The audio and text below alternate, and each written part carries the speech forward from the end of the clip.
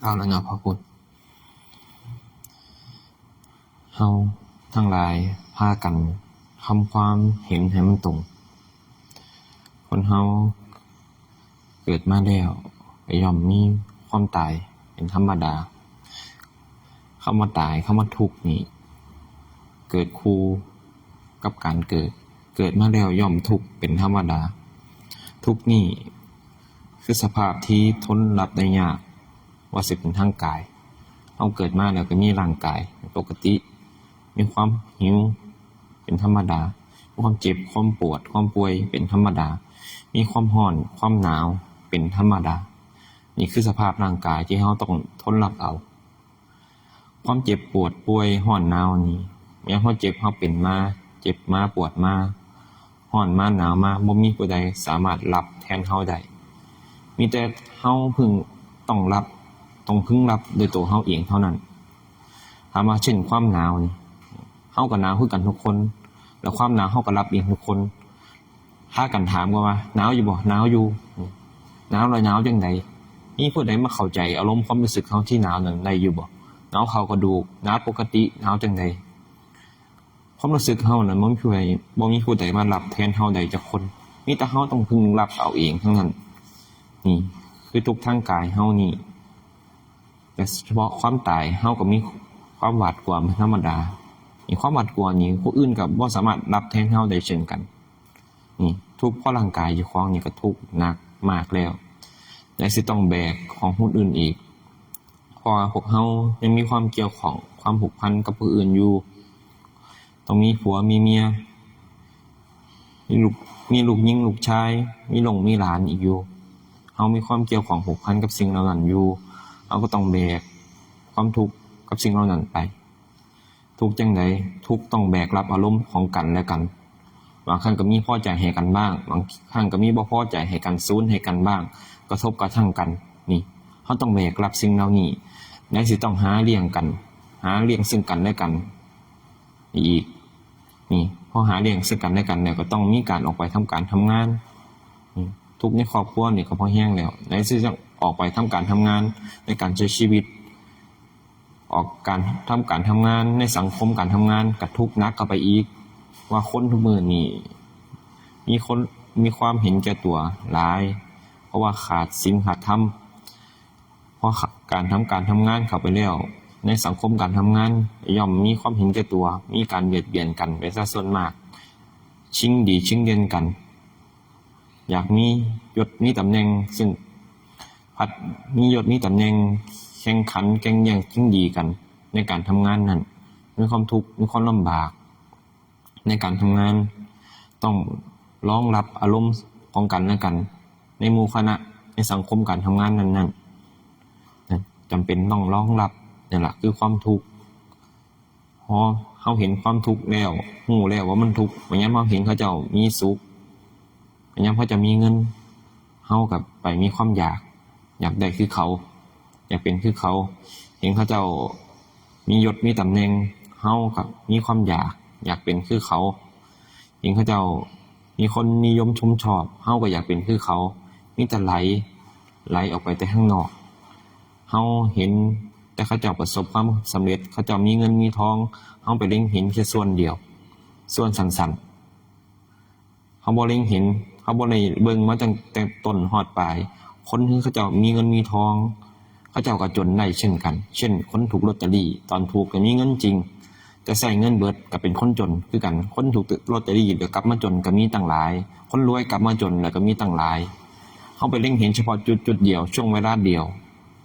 ย้ำเขาจะมียศมีตำแหน่งมีหน้าที่การงานในบริษัทนั้นๆเขาก็ไปเล็งเห็นว่าเขาจะมีหน้าที่การงาน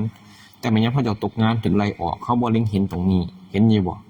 มีการเสื่อมมีการเกิดการเสื่อมย้ำมีคนสรรเสริญผู้อื่น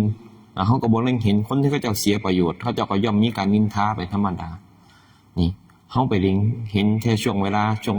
นั้นเวลาใดเวลาหนึ่งเขาบ่ได้เบิ่งทั้งเบิดของมันเขาไปเล็งเห็นแต่ตอนที่เขาเจ้ามีความสุขเขาไม่ได้เล็งเห็นตอนที่เขาเจ้ามีความทุกข์นี่เขาก็ไหลไปกับสิ่งเหล่านั้นเขาบ่เข้าใจว่าสิ่งหนึ่งมีการเกิดมีการเปลี่ยนแปลงเป็นธรรมดาสิ่งใดมีเกิดมีการเปลี่ยนแปลงเป็นธรรมดา มียศก็ย่อมเสื่อมยศมีลาภก็ย่อมเสื่อมลาภมีคนนินทาก็ย่อมมีคนสรรเสริญมีคนสรรเสริญก็ย่อมมีการนินทามันก็น้อมหาเฮาไปเล็งเห็นเขาเจ้าตอนมีความสุขตอนเขาเจ้ามีความทุกข์กันเฮาบ่เห็นตรงนี้หั่นล่ะ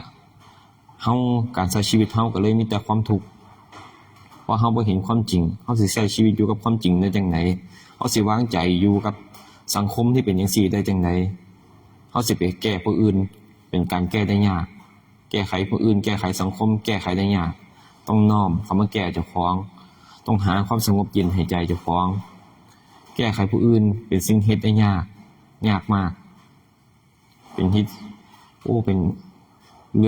ลือวิสัยถ้าบ่มีวิสัยที่ได้สิสงเคราะห์กันยากที่จะแก้ไขผู้อื่นได้นั่นยากต่อยากน้อมเข้ามาหาเจ้าของนี่น้อมมาแก้ไขเจ้าของนี่รู้แล้วว่าสังคมภายนอกมันทุกข์หลายเฮาเป็นฆราวาสคือฆราวาสมีความเกี่ยวข้องกับสังคมเฮาสิวางจิตวางใจจังไดเมื่อเฮาเห็นความเกิดแล้วเฮาเห็นความเสื่อมของสิ่งเหล่านั้นแล้วมีคนรวยย่อมมีคนจนมีคนสรรเสริญย่อมมีคนนินทามียศก็ย่อมเสื่อมยศมีลาภก็ย่อมเสื่อมลาภเฮาเห็นสิ่งเหล่านี้แล้วเฮาก็ต้องวางใจธรรมดาว่าคนเฮาหากินซ้ำตายหากันไปทั้งหลายคนตายคนรวยก็ต้องตายคนจนก็ยังต้องตายนี่หนึ่งในการวางใจคือมรณานุสติในการวางใจในการใช้ชีวิตคนเฮามีความตายเป็นที่สุดเฮาทำการทำงานไปเฮาก็ทำไปตามกำลังตามความสามารถเฮาบ่ดิ้นรนหลายบ่ดิ้นรนหลายบ่ขนขวายหลายเพราะคำว่าพอดีฮู้จักพอถ้าเฮาใจเฮาฮู้มีคำว่าฮู้จักพอฮู้จักความพอดีความทุกข์ในใจเฮาก็สิลดลงมีอยู่แต่หักหน่อยบ่หลายคือแต่กี้บ่หลายคือแต่ก่อนบ่หลายคือบ่ฮู้ตอนบ่ฮู้จักความจริงบ่เคยได้ยินได้ฟังธรรมความทุกข์ในใจมีอยู่เพราะเฮายังเกี่ยวข้องกับทั้งโลกอยู่แต่ว่ามันเฮามีแนววางใจมีแนววางจิตวางใจความทุกข์เหล่านั้นมันสิน้อยลงลดน้อยถอยลงมันสิบ่หลายคือแต่กี้เพราะว่าเฮาบ่ดิ้นรนหลายบ่ขนขวายหลายเฮาทำตามกำลังความสามารถเฮาบ่ได้อยากได้คือผู้อื่นเฮาเอาตัวเฮาเอาความสามารถเฮาเอาความรู้ความเห็นเฮาออกแลกวัตถุสิ่งของแลกในการทำงานนี่เฮาเอาสิ่งเหล่านี้ออกเฮาก็บ่ดิ้นรนหลายบ่ขนขวายหลายความทุกข์ที่ใจเฮาก็ย่อมลดลงเพราะมันเห็นความสุขที่ใจแล้วมันก็ย่อมขนขวายเพิ่มสุขตรงนี้ขึ้นเช่นการมาทำบุญนี่หลวงพ่อเพิ่นเปิดในการทำบุญนี่ลูกศิษย์ลูกหาก็เริ่มทยอยกันเข้ามาของหลวงพ่อเห็นอยู่บ่เป็นเพราะอีหยังเพราะว่าเราเริ่มเห็นความสุขจากการได้ฟังเทศน์ฟังธรรมเริ่มเข้าใจความจริง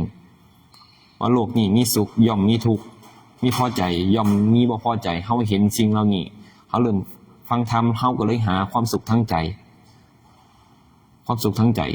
เริ่มออกมาทำบุญเริ่มมารู้จักฝึกหัดภาวนาเริ่มเข้ามาเข้าวัดเข้าว่าฟังเทศน์ฟังธรรมนี่มันเพิ่มพูนความสุขที่ใจว่าร่างกายเฮายังตัดสละออกบ่ได้เฮายังมีความเกี่ยวข้องอยู่ก็เป็นธรรมดาไม่ต้องวุ่นวายแต่บางครั้งบางคราวใจมันเกิดความสงบเฮาเห็นค่าตรงนี้มันบ่วุ่นวายคือตอนเฮาอยู่ทั้งโลกเฮาพึงจำเป็นต้องหามันบ้างเป็นบางครั้งบางเวลา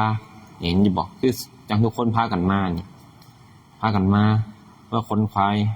หาคำว่าบุญคือความสงบเย็นตรงไหนเย็นตรงใจเจ้าของนั่นและเป็นประโยชน์คือกุศลต่อผู้อื่นด้วยเช่นทุกคนมาทำทานอยู่นี่ก็เป็นประโยชน์ต่อผู้อื่นเป็นประโยชน์ต่อหมู่สงฆ์นี่เป็นประโยชน์ต่อผู้อื่นที่ได้รับข้าวของสิ่งของที่ทุกคนทานมานั่นก็มีส่วนนี่นะความสุขความสงบก็เกิดขึ้นที่ใจตรงนี้ลองน้อมนำเข้าไปเบิ่งว่าชีวิตเฮานี่